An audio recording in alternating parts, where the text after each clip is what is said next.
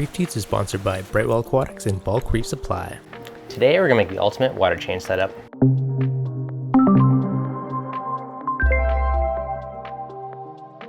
What's going on, guys? Devin from ReefDudes. Now on the tank, I have been doing auto water changes for quite some time now, which I absolutely love.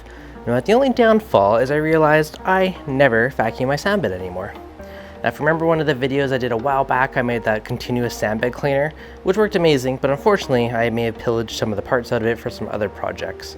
So my sand bed has been neglected, and because of that, I decided it's finally time to mix up some stuff. So I got the good old Neomarine mixing up right now and getting ready to do a bit of a water change and to deal with the sand bed. Now I picked up something I've been looking at for a long time that I never actually picked up, and that is the Python. So the Python makes it super easy because you could hook it up to a tap and starts the suction, goes right down the drain. So again, no hauling buckets. So that's easy to get water out of the tank, right? But then how do we get water from there back into the tank? Now for that, I picked up other thing that I've been eyeing up for ages now, which is the Sicce Ultra Zero utility pump. So this will suck down to, I think, 2 millimeters from the bottom of the container. So if you're emptying out a sump or a tank, super handy, and for doing a water change, refill it. And the other thing I picked up from BRS was the Python hook. So I've had times in the past where the hose falls out, you gotta worry about it. This guy, hook it on the edge of the tank and let it fill back up. So I think this is going to be a very sweet setup and make a very super duper handy, no hauling buckets, no spilling auto water change system.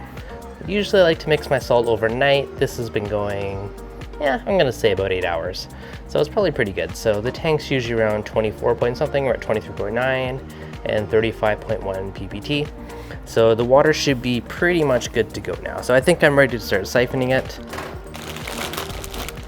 So we got a nice long hose, we got our tap hookup, we got tons and tons of hosing on it. I think I got the 50 foot or the 25 foot, whatever the longer one is. I wanted to make sure I had enough rather than not enough.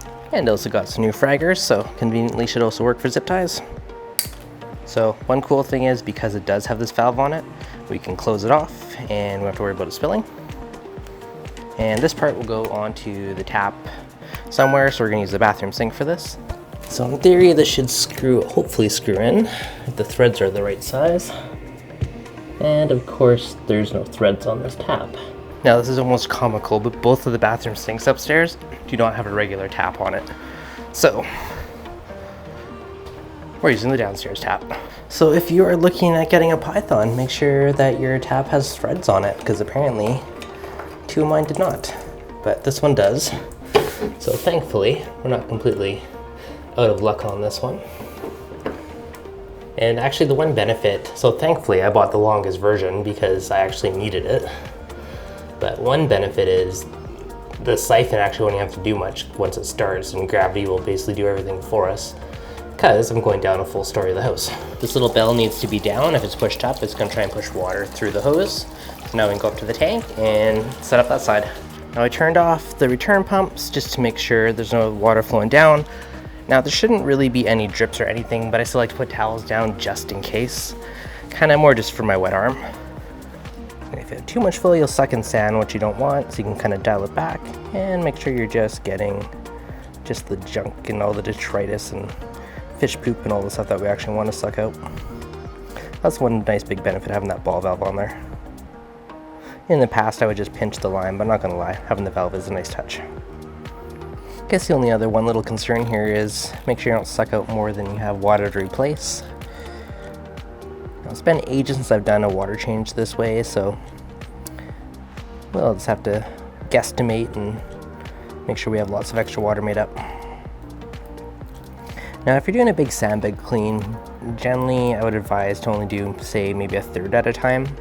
You know, 20 to 25 to 30%. You don't want to do your whole sand bed because that could cause a major disruptor in the tank. But on the flip side, it's good to do it once in a while just so you don't have an accumulation of detritus long term. If you never clean it, then eventually that might catch up to you. I've missed that white, pristine sand bed. So no idea exactly how much I sucked out. Probably not that much. That's probably, might be about 20 gallons or so. But it was a solid chunk, and having that ball valve makes it super duper handy. No buckets to haul, it's already going right down the drain. So that part's pretty awesome. Now when we're done, you can just open up the valve and let the suction drain the hose for me. Now on this, I can just unscrew this fitting and screw on the hook. That go on the edge of the tank. And the star of the next part of the show is the Sicce Ultra Zero. Now the best part of this is, it has the same garden hose thread adapter. So there's nothing else that you need. Let's just thread onto it, drop it into our container, and plug her in. You can hear the pump going, so if I release the pressure, give her a few seconds, and it should start to fill up the tank. There you go, look at that. That is by far the best part. There's so many times I'm spilling water all over the floor or picking up buckets. You always make a bit of a mess. Boom, done. This hook is sweet. Okay, now look how easy that was. I didn't have to haul a single waste bucket down. This 50-foot hose went all the way downstairs to the bathroom sink downstairs. Made it super duper easy. Refilling it, hooked it up to that Sicce Ultra Zero pump, which is super sweet. This hook thing is amazing. I'm glad to actually purchase this little add-on for the extra 10 or 20 bucks, whatever it was. Super duper easy. No chance of me spilling or making a mess. I don't do a ton of manual water changes, but this is the easiest one I've ever done. So super duper cool. So if you haven't looked at the Python before, definitely check it out. I think it is well worth it.